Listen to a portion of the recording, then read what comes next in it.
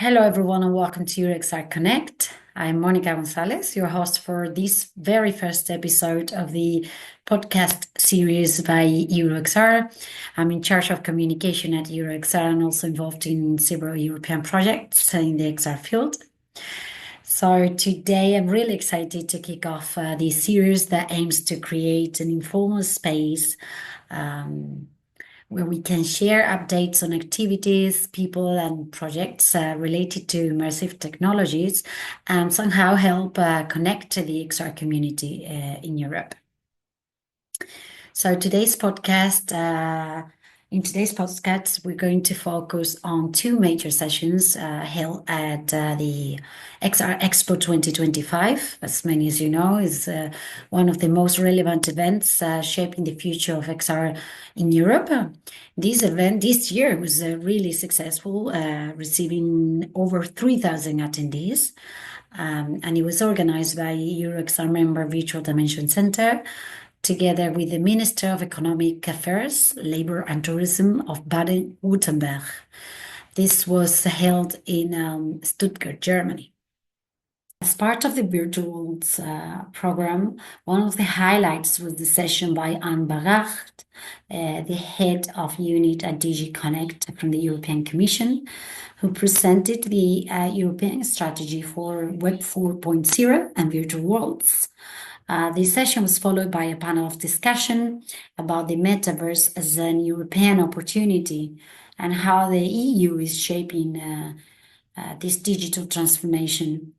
So joining us today is one of those panelists, Marco Sacco, who is Vice President of EuroXR for European Issues and Collaboration, and he's also Director of Research at CNR CIMA and a key figure in the XR policy and research. Hello, Marco. Thank you so much for being here. Welcome to everybody. Would you like to make a short introduction about yourself, Marco? Okay. As you mentioned, I'm Research Director at the National Research Council of Italy and head of premises in Lecco, north of Italy, dealing with the application of technology, specifically XR, to the healthcare and well-being sector. And I'm currently the Vice President of EuroXR, former President from 2016 to 2021. And of course, involved in XR development. Okay, thank you so much, Marco. So let's begin by looking at the bigger picture. So regarding Anne Bajart presentation on the European strategy for virtual worlds and Web 4.0, could you highlight the main achievements and the vision that she shared for Europe's digital transformation? Okay, so as you know, the European Commission has started on July 5th, 2023, within the digital strategy, the initiative on virtual world and Web 4.0, a new era for supporting the whole EU ecosystem and make concrete steps to play an important role on this technology that will be one of the future technology. Anne Bajart introduced the virtual world partnership, in particular, that will be the tool, the instrument to support this initiative. The partnership will be launched by Siemens, and she presented the current state. And mainly is that from the legal point of view, the PPP, as it calls, so the public-private partnership, will be constituted by 20 founding members before to open to all the players of the whole ecosystem in XR and virtual world. And the main topic that she addressed at the moment is the possibility for this funding group to write the first draft of the strategic research and innovation agenda that indeed will provide the Commission support for the definition of the future call. And this is what Anne indeed present and stress, the possibility to aggregate all the players and make Europe to be one of the players for the future of virtual world and Web 4.0. Thank you very much, Marco. So this session was followed up by the panel of discussion, as we mentioned earlier. And so how did the participants describe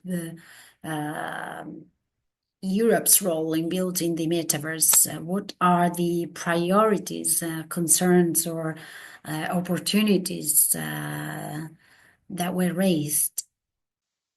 Yeah, I mean, as mentioned, the priority in this moment is to create a solid and aggregate community that can really support this EU strategy in order to compete with US and the Asian player. At the moment, the community in Europe is very fragmented.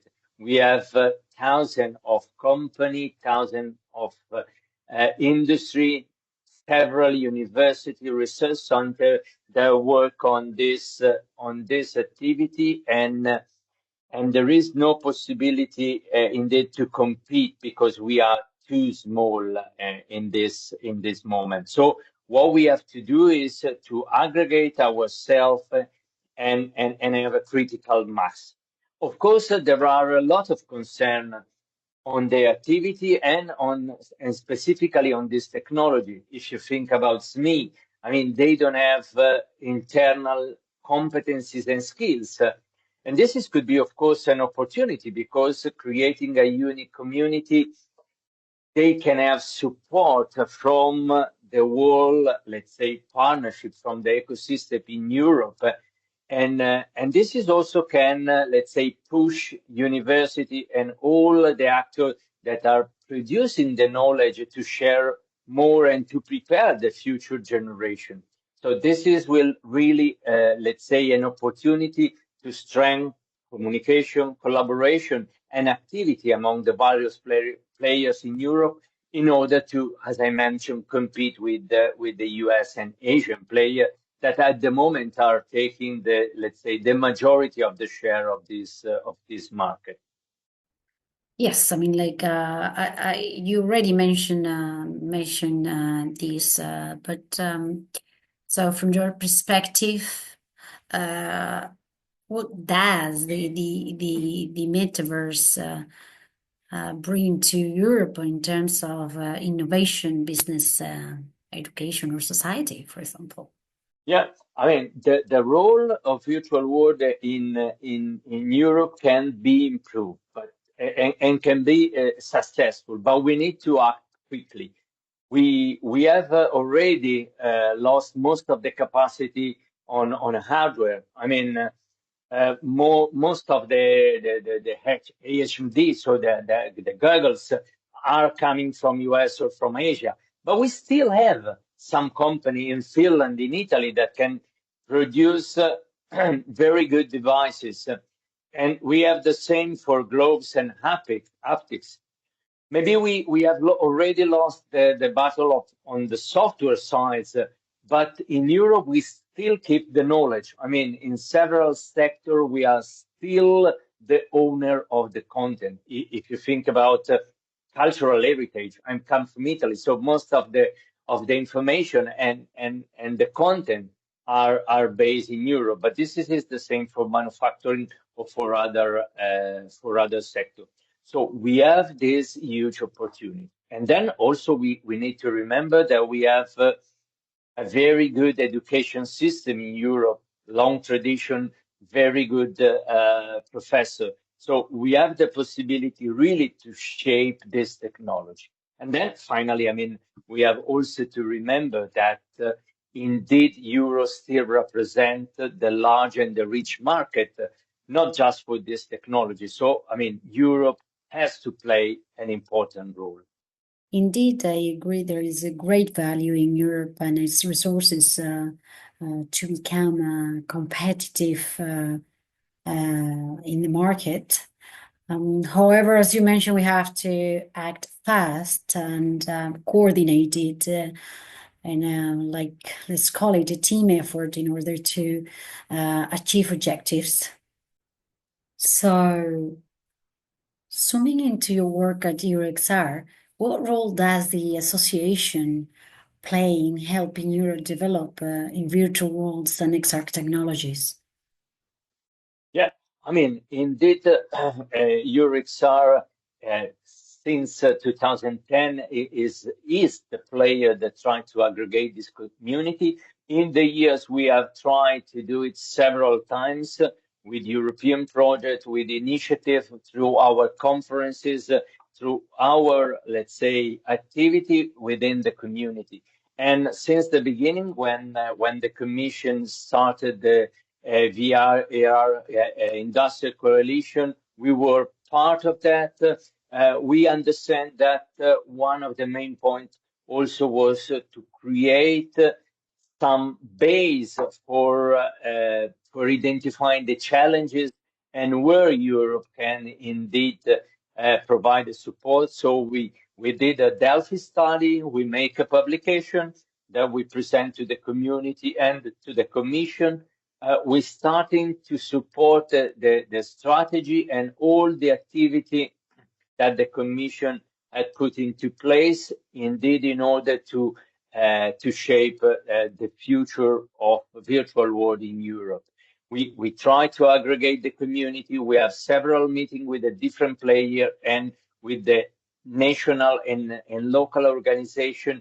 And so we try to be an active part of the community, mainly because we have internally to EuroXR a large part of the player in Europe. So collaboration seems to be a recurring theme, the key, one of the key aspects of all these strategy, let's just say. So how important is it between research, industry, and policymakers?